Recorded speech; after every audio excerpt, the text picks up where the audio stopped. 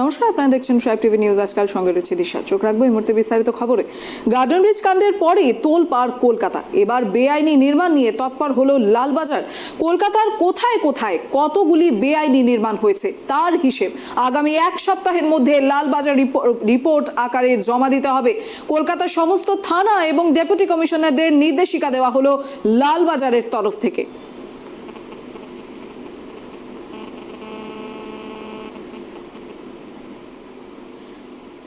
আর এ বিষয়ে আমরা বিস্তারিত জানবো আমাদের প্রতিনিধি অভ্রদীপের কাছ থেকে, গ্রাউন্ড জিরো থেকে। অভ্রদীপ, এ বিষয়ে এই মুহূর্তে কি আপডেট পাওয়া যাচ্ছে? আর পাশাপাশি যেই নির্দেশিকা জারি করা হলো যে এই মুহূর্তে কলকাতার কোন কোন জায়গায় এই বেআইনি নির্মাণগুলি রয়েছে সেগুলির রিপোর্ট এক সপ্তাহের মধ্যে জমা দিতে হবে, লালবাজারের তরফে নির্দেশ দেওয়া হয়েছে। তো কথা হচ্ছে, এতদিন ধরে কেন এই ধরনের কোনো মামলা সামনে আসেনি? তরফে একাধিক লালবাজারের তরফে একাধিক নির্দেশিকা জারি করা হয়েছে। এই গার্ডেন রিচ কাণ্ডের পরে কলকাতার যে সমস্ত থানাগুলি রয়েছে এবং যে ডেপুটি কমিশনাররা রয়েছেন তাদেরকে নির্দিষ্ট আকারে কিন্তু রিপোর্ট জমা দিতে বলা হয়েছে। লালবাজারে এইখানে কলকাতা শহরে বিভিন্ন জায়গায় যে বেআইনি নির্মাণগুলি রয়েছে সেগুলির তালিকা তৈরি করতে হবে এবং লালবাজারের কাছে সেগুলির পুঙ্খানুপুঙ্খ বিবরণ কিন্তু দিতে হবে, ছবি এবং কোন কোন বিল্ডিং প্রমোটার এবং কোন কোন গোষ্ঠী সেই সব বিল্ডিং বেআইনি নির্মাণের সঙ্গে যুক্ত সেই সব কিন্তু সম্পূর্ণ রিপোর্ট আকারে জমা দিতে হবে লালবাজারে। এবং তার পাশাপাশি তোমাকে বলে রাখবো, এই ঘটনাস্থলে সকাল থেকেই কিন্তু এনডিআরএফ আবারও কাজ শুরু করেছে, উদ্ধার কার্য কিন্তু আবারও শুরু করেছেন তারা। এবং স্নিফার ডগ এনে বিল্ডিংয়ের যে চাপা পড়ে রয়েছে তাদেরকে খোঁজ করা হচ্ছে। এখনও কেউ যদি আটকা পড়ে থাকেন সেই তার খোঁজ চালানো হচ্ছে স্নিফার ডগের মাধ্যমে। কিছুক্ষণ আগেই আমরা দেখতে পেলাম, গতকাল থেকে আমরা দেখতে পেয়েছিলাম যেরকম রবিবার রাত থেকেই রাজ্যের দুই মন্ত্রী ফিরহাদ হাকিম এবং সুজিত বসু এই ঘটনাস্থলে উপস্থিত ছিলেন। তারপরে রাত্রেবেলা বিজেপি যুব মোর্চার সভাপতি ইন্দ্রনীল খাঁ আসেন এবং সকালবেলা আমরা দেখতে পাই গতকাল সকালবেলা আমরা যেটা দেখতে পাই যে পুলিশ কমিশনার বিনীত গোয়েল, মুখ্যমন্ত্রী মমতা বন্দ্যোপাধ্যায়, তারপরে সজল ঘোষ, তারপরে রাজ্যের রাজ্যপাল সিভি আনন্দ বোস, সিপিআইএম রাজ্য সম্পাদক মোহাম্মদ সেলিম থেকে শুরু করে কংগ্রেস নেতা আশুতোষ চট্টোপাধ্যায়, মোহাম্মদ মুখতার যেমন এসে ঘটনাস্থল ঘুরে গিয়েছিলেন।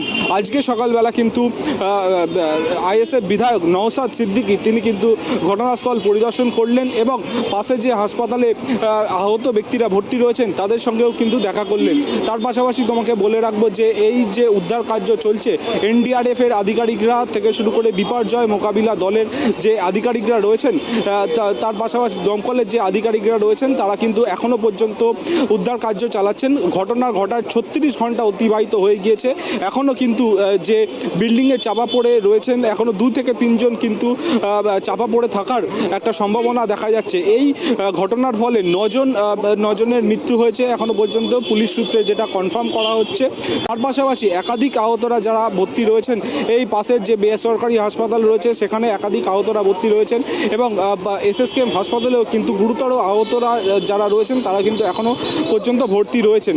তাদের যেরকম একদিকে শুশ্রূষা চলছে, এখন 36 ঘন্টা অতিবাহিত হয়ে গিয়েছে। দমকল আধিকারিক থেকে শুরু করে এনডিআরএফ, এসডিআরএফ, বিপর্যয় মোকাবিলা দল তারাও কিন্তু উদ্ধার কার্য চালিয়ে যাচ্ছেন।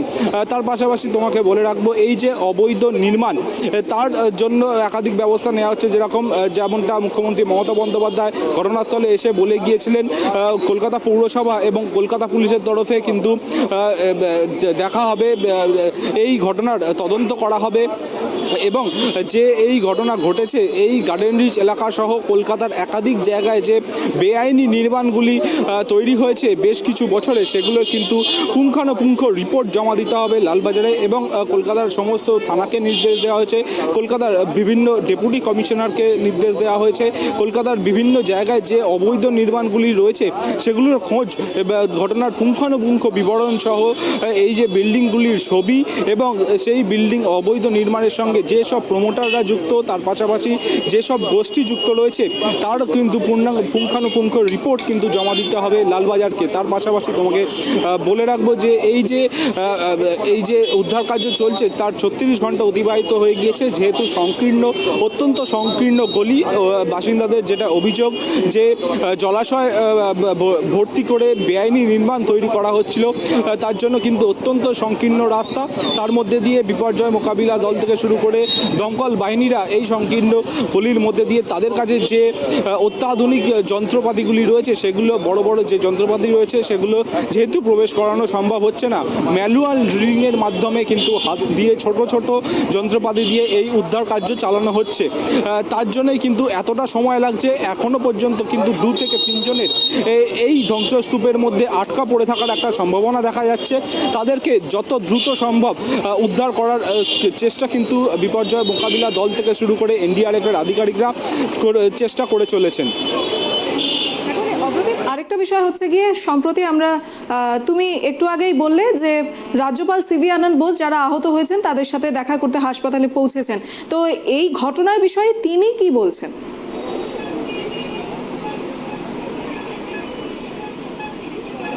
দেখো, রাজ্যপাল সিভি আনন্দ বোস গতকাল বিকেলবেলা এসেছিলেন, ঘটনাস্থল পরিদর্শন করেছেন একদিকে, অন্যদিকে পাশের যে বেসরকারি হাসপাতাল রয়েছে সেখানে আহতদের সঙ্গেও তিনি কথা বলেছেন।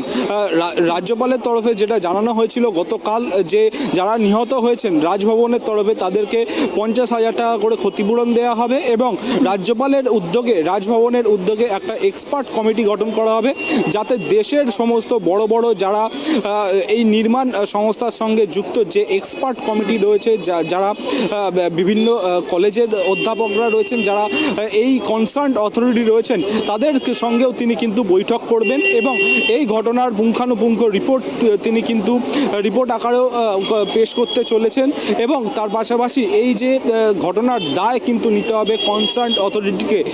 তেমনটাই কিন্তু গতকাল রাজ্যপাল সিভি আনন্দ বোস ঘটনাস্থলে এসে সংবাদ মাধ্যমের মুখোমুখি হয়ে জানিয়ে গিয়েছিলেন। আর এই বিষয়ে নওশাদ সিদ্দিকী, আইএসএফ নেতা নওশাদ সিদ্দিকী কি বলেছেন আমরা শুনবো।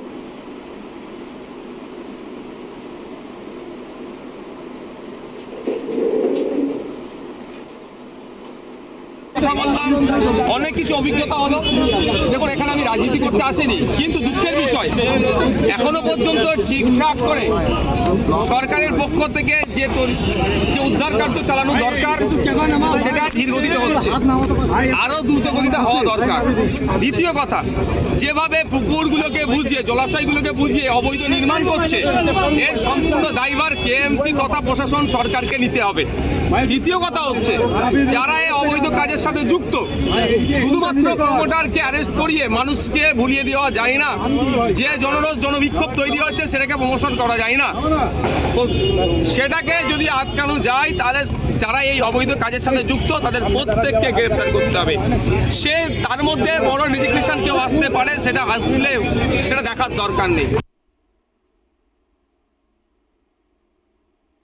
এদিকে গার্ডেন রিচ কাণ্ডের পরেই তোলপাড় কলকাতা। এবার সমস্ত রকমের বেআইনি নির্মাণের রিপোর্ট জমা দিতে সরব হলো লালবাজার। লালবাজারের পক্ষ থেকে ইতিমধ্যেই নির্দেশিকা জারি করা হয়েছে।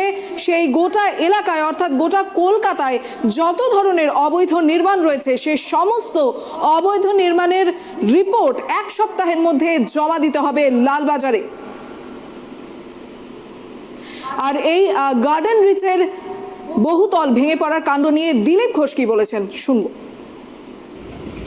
এই যে বিল্ডিং ভেঙে পড়ছে এটা তো নতুন কিছু নয়। পুকুর বোঝানো, হাজার হাজার পুকুর জলাশয় বুঝিয়ে সেখানে বাড়ি হচ্ছে, এটা একটা ব্যাপার। দ্বিতীয় হচ্ছে যে বাড়ি তৈরি হচ্ছে, ভেঙে পড়ছে, এটাও নতুন নয়। ব্রিজ, ফ্লাইওভার সব দেখুন, এতে যেমন রাজনীতি নেতা, এমএলএ, এমপিরা, কাউন্সিলররা যুক্ত আছেন, ঠিক সেরকম সরকারি কর্মচারী যারা অবৈধ এই নির্মাণকে অনুমতি দিয়ে দিচ্ছে টাকা পয়সা নিয়ে। তৃতীয় হচ্ছে প্রশাসনে এই ধরনের অনিয়মিততা সব চলছে। পুলিশ প্রশাসন, নেতা এবং সরকারি কর্মচারী এবং প্রমোটার, এরা সব মিলে গেছে একসঙ্গে। এটা আজ হয়নি, ধীরে ধীরে হচ্ছে। এখন তো এর কোনো রোকটোক নেই। কালকে মেয়র দেখতে গেছেন, ওখানকার কাউন্সিলর বলছে আমি কিছু জানি না। একটা 5 তলা বিল্ডিং হচ্ছে একটা ওয়ার্ডেতে, কাউন্সিলর যদি জানে না সে কিসের কাউন্সিলর? দেখে না দেখার ভান করে হতে দেওয়া সব, কারণ তার পিছনে টাকা পয়সা আছে। এতে যে হাজার হাজার লোকের জীবনহানি, আর যত জায়গা যেখানে পড়ে আছে, খাল নালা বিল পুকুর সব বুঝে যাচ্ছে। আমার তো মনে হয় যে ইকো পার্কে পুকুরটা না কোনদিন বুঝিয়ে দেয়। 4 ফুটের রাস্তায় 5 তলা বাড়ি, অভিযোগ করলে খুনের হুমকি, স্থানীয়রা বলছেন। এর আগে তো এরকম কিছু হয়েছে। আজ এটা ঠিক, পিছনে বিরাট শক্তি আছে, প্রচুর টাকা পয়সার ব্যাপার আছে, নাহলে এরকম বাড়ি হয় কী করে? বস্তির মাঝে মধ্যে যতটা জায়গা পেয়েছে পিলার তেলে ওখানে বাড়ি করে ফেলছে, কী করে সম্ভব এখানে?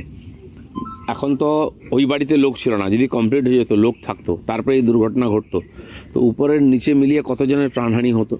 আর কত বাড়ি এই অবস্থায় তৈরি হয়ে গেছে, আর সেই দিনটা অপেক্ষা করছে সেদিন দুর্ঘটনা শুনতে হবে। ভারতবর্ষে ইলেকশন কমিশন মনে করছে যাদের সরানোর দরকার সরাচ্ছে। এখানকার ডিজিকে সরিয়েছে, অন্যান্য 6টা স্টেটের চিফ সেক্রেটারিকে সরিয়েছে, তার মধ্যে বিজেপি সরকারের 6 জনকে সরিয়েছে। তো এটা একটা নির্বাচনের অঙ্গ তাদের মনে হয়, কারণ ওখানকার আগের ভোট বা সেই অফিসারদের রেকর্ড দেখে তারা ডিসিশন নেন যে সুচারুরূপে ইলেকশন করার জন্য কিছু পরিবর্তন দরকার। এদিকে বহুতল ভেঙে বিপত্তি, কলকাতার বুকে গার্ডেন রিচে পুকুর ভরাট করে তৈরি করা হচ্ছে বহুতল। একটা নয়, দুটো নয়, একাধিক জায়গায় পুকুর ভরাট করে তৈরি করা হচ্ছে বেআইনি বহুতল ভবন। আর এবার সেই বেআইনি নির্মাণ নিয়েই তৎপর হলো লালবাজার। কলকাতার কোথায় কোথায় কতগুলো বেআইনি নির্মাণ রয়েছে তার হিসেব আগামী 1 সপ্তাহের মধ্যে লালবাজারে রিপোর্ট আকারে জমা দিতে হবে। কলকাতার সমস্ত থানা এবং ডেপুটি কমিশনারদের নির্দেশিকা দেওয়া হলো লালবাজারের তরফ থেকে। আর এদিকে যেমনটা বলা হচ্ছে, সেই বহুতলের অর্থাৎ গার্ডেন রিচের সেই বহুতলের ভিত ছিল দোতলা নির্মাণের মতো, আর সেই দোতলা নির্মাণের জায়গায় 5 তলার বহুতল নির্মাণ করা হয়েছে। সেই মারফতেই লালবাজার তরফে এবার জারি করা হলো নির্দেশিকা, কারণ গার্ডেন রিচের সেই বহুতলকে বেআইনি নির্মাণ বলে আখ্যায়িত করা হচ্ছে। আর এই বেআইনি নির্মাণকে ঘিরেই এবার তৎপর হলো লালবাজার পুলিশের তরফ থেকে সমস্ত রকমের ব্যবস্থা নেওয়া হবে বলেই আশ্বাস দেওয়া হচ্ছে। তবে তার আগে কলকাতায় যত ধরনের বেআইনি নির্মাণ রয়েছে সেই সমস্ত কিছুর রিপোর্ট জারি করতে হবে।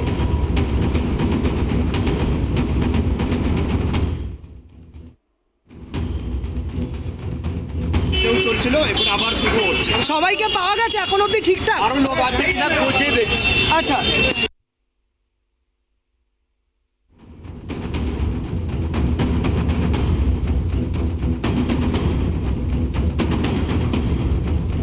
লালবাজার তরফ থেকে জারি করা হয়েছে নির্দেশিকা। গার্ডেন রিচ কাণ্ডে তোলপাড় শহর কলকাতার বুকে একটি পুকুর ভরাট করে নির্মাণ করা হচ্ছে বেআইনি বহুতল। বেআইনি নির্মাণ নিয়ে এবার তৎপর হলো লালবাজার।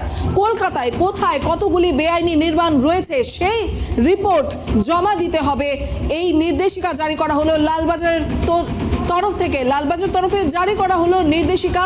গার্ডেন রিচের পাশাপাশি কলকাতায় যতগুলো বহুতল নির্মাণ রয়েছে অর্থাৎ বেআইনি বহুতল নির্মাণ রয়েছে সেই বেআইনি নির্মাণের রিপোর্ট আকারে জমা দিতে হবে লালবাজারকে। কলকাতার কোথায় কতগুলো বেআইনি নির্মাণ রয়েছে তার হিসেব আগামী 1 সপ্তাহের মধ্যে লালবাজারের রিপোর্ট আকারে জমা দেওয়ার নির্দেশ দেওয়া হলো।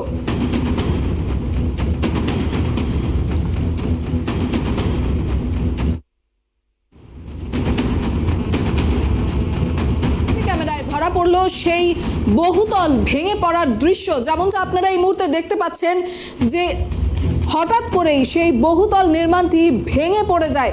মূলত এর কারণ থাকতে পারে যেটা বলা হচ্ছে যে সেই ভিত অর্থাৎ যেখানে সেই বহুতলটি নির্মাণ করা হয়েছে তার ভিত ছিল দোতলা নির্মাণ করার যোগ্য, আর সেখানে দোতলা নির্মাণ না করে 5 তলার বহুতল নির্মাণ করা হয়েছে। আর পাশাপাশি আরও একটি কারণ থাকতে পারে, হচ্ছে যেটা গোটা রাজ্য জুড়ে সবসময় অভিযোগ উঠে আসে, নিম্নমানের সামগ্রী দিয়ে যে কোনো কিছু নির্মাণ করা। এই দুটো কারণ থাকতে পারে। আর পাশাপাশি যেমনটা বলা হচ্ছে, প্রমোটার থেকে শুরু করে এই অবৈধ নির্মাণের পেছনে যারা যারা যুক্ত রয়েছে তাদের বিরুদ্ধে কঠোর থেকে কঠোরতর ব্যবস্থা গ্রহণ করা হবে। আর সেই বহুতল ভেঙে পড়ার দৃশ্য সিসিটিভি ক্যামেরায় বন্দী হলো, আর সেই দৃশ্যই আপনারা দেখতে পাচ্ছেন। দেখুন ভালো করে, হঠাৎ করেই সেই বহুতলটি ভেঙে পড়ে যায় রাতের অন্ধকারে। সিসিটিভি ক্যামেরায় সেই দৃশ্য বন্দী হয়। গার্ডেন রিচের সেই বহুতল, অর্থাৎ যেটিকে বেআইনি আখ্যায়িত করা হচ্ছে, সেই বেআইনি 5 তলার বহুতলটি হঠাৎ করেই ভেঙে গুড়িয়ে যায়। আর সেখানেই বহুজন আহত হয়েছেন এবং নিহতের সংখ্যা বর্তমানে বেড়ে 9-এ দাঁড়িয়েছে, অর্থাৎ 9 জনের এই পর্যন্ত মৃত্যু হয়েছে। তবে এখনো অবধি সেই বহুতলের ধ্বংসস্তূপের নিচে চাপা পড়ে রয়েছে বহু প্রাণ, আর যার জন্যে এনডিআরএফ থেকে শুরু করে উদ্ধার কার্যে লেগে পড়েছে অন্যান্য পুলিশ আধিকারিকরাও।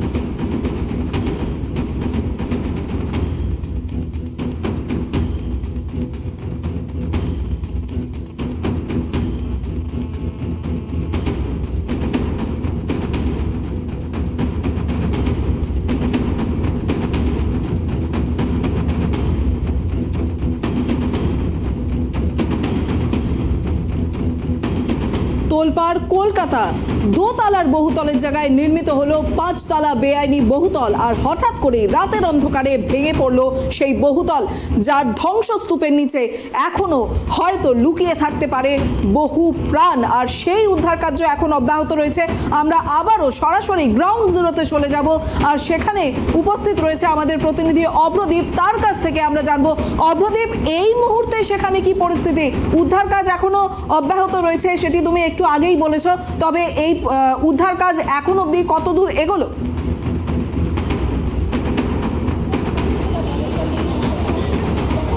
একদমই, দেখো এইখানকার যে পরিস্থিতি রয়েছে সেটা একবার ক্যামেরা পার্সন দেবরাজকে ঘুরিয়ে দেখাতে বলবো।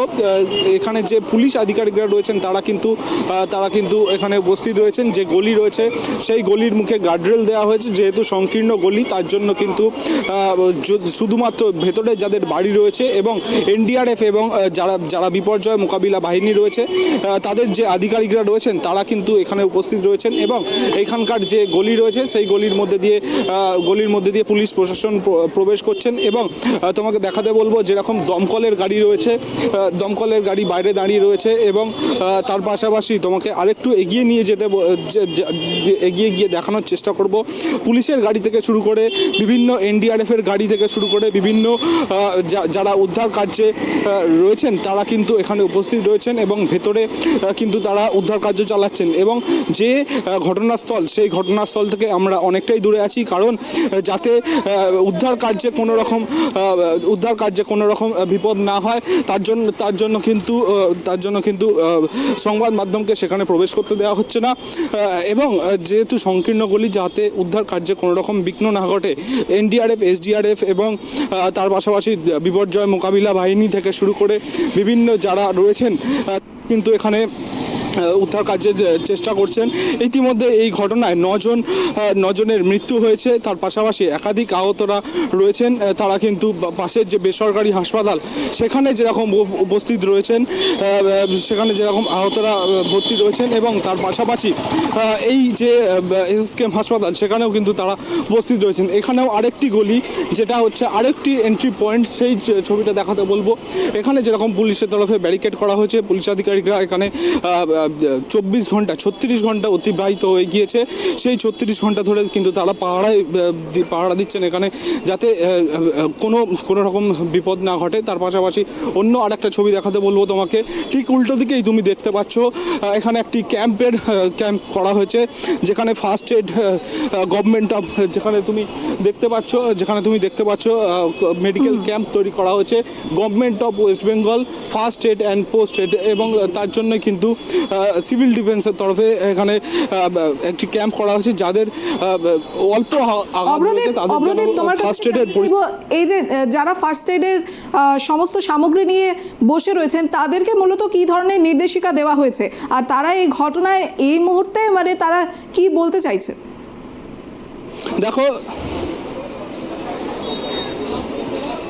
দেখো যারা এখানে ফার্স্ট এডের ব্যবস্থা করেছেন তারা কিন্তু যারা আহতরা রয়েছেন তাদের যদি প্রাথমিক কোনো যদি চিকিৎসার দরকার হয় তারা কিন্তু সেটা এখান থেকে দিচ্ছেন, এবং যারা গুরুতর আহত রয়েছেন তাদের এখান থেকে বেসরকারি হাসপাতাল, পাশের যে বেসরকারি হাসপাতাল সেখানে নিয়ে যাওয়া হচ্ছে, বা যারা অত্যন্ত গুরুতর আহত রয়েছেন তারা কিন্তু তাদেরকে কিন্তু এসএসকেএম হাসপাতালে নিয়ে যাওয়া হচ্ছে।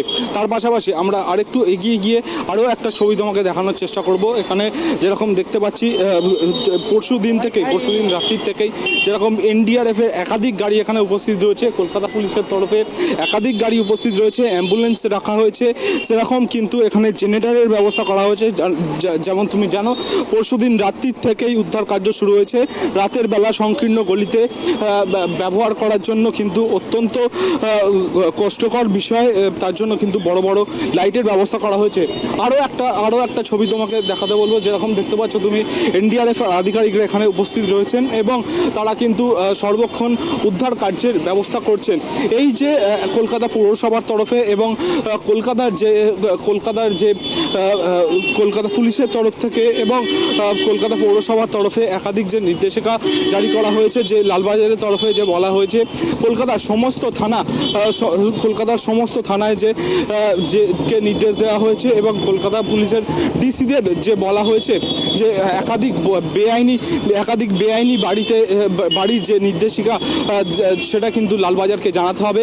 সেরকমই আরেকটি বাড়ি গার্ডেন রিচ এলাকাতেই সেরকমই ছবিটা দেখাতে বলবো। এই যে বিল্ডিং রয়েছে সেই বিল্ডিংটা তুমি দেখতে পাচ্ছ যে জয়েন্ট রয়েছে, সেই জয়েন্টের এখানে কিন্তু বিল্ডিংটা তুমি দেখতে পাচ্ছ যে বিল্ডিংটা কিন্তু অনেকটাই বেঁকে রয়েছে, অর্থাৎ বলা যেতে পারে এই কোনো নির্মাণের গাফিলতি নাকি এটা বেআইনি বিল্ডিং সেটা কিন্তু কলকাতা পৌরসভার তরফে এখনও জানা যাচ্ছে না। কিন্তু গার্ডেন রিচ যে এলাকাতেই যে ঘটনা ঘটেছে তারপরে সেই এলাকাতেই এরকমই আরেকটি বাড়ি দেখা যাচ্ছে যেটা বেঁকে রয়েছে, সেখানেই কিন্তু উদ্ধার কার্য চলছে। যে সেইটা কলকাতা পৌরসভা, কলকাতা পুলিশ বা অন্য কোনো কনসার্ন অথরিটির চোখে আসে কি না, যেরকমটা নির্দেশ দেওয়া হয়েছে কলকাতা পৌরসভা এবং কলকাতা পুলিশের তরফে, সেটা কিন্তু সেই বাড়িগুলিকে গার্ডেন রিচ এলাকা থেকে শুরু করে বিভিন্ন এলাকাগুলিতে সেই নির্দেশিকা দেওয়া হয় কিনা, এই বাড়িগুলিতে ভেঙে ফেলার ব্যবস্থা করা হয় কিনা সেটা আমাদের নজরে থাকবে।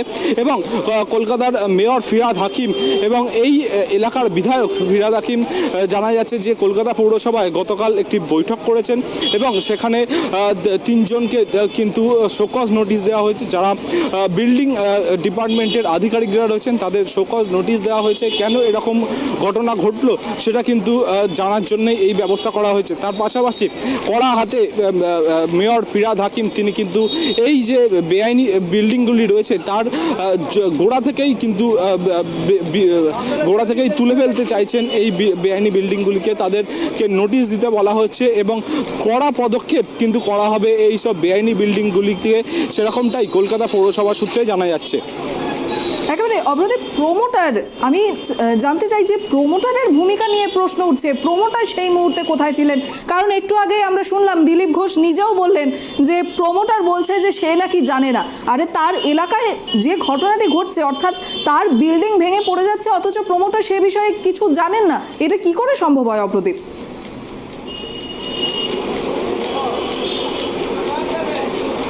দেখো গতকাল মেয়র যেরকম নির্দেশ দিয়েছিলেন কলকাতা পুলিশকে এবং পরে মুখ্যমন্ত্রী মমতা বন্দ্যোপাধ্যায়ও নির্দেশ দিয়েছিলেন পুলিশকে, এই যে বেআইনি বিল্ডিংটি ভেঙে পড়েছে তার যে প্রমোটার রয়েছেন তাকে গ্রেপ্তার করতে হবে।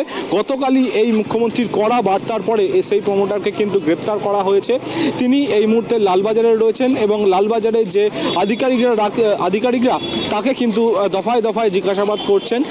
এই বেআইনি বিল্ডিংগুলি কী করে তৈরি হলো সেইগুলি কিন্তু কিন্তু নজরে রাখা হচ্ছে এবং কলকাতা পৌরসভা এবং কলকাতা পুলিশের তরফে এই বিষয়ে কিন্তু তদন্ত চালানো হচ্ছে।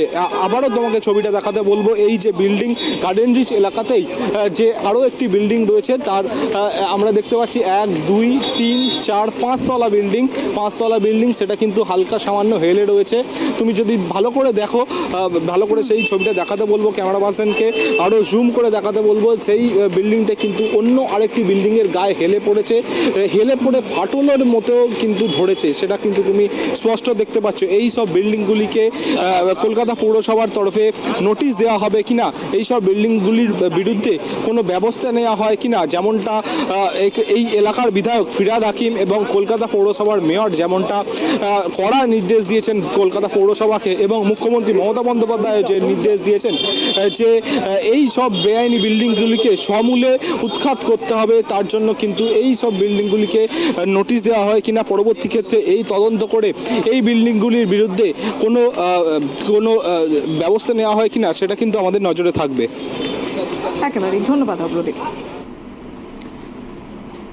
আজকে 36 ঘন্টা পার হয়ে গেলেও অব্যাহত রয়েছে উদ্ধার কাজ।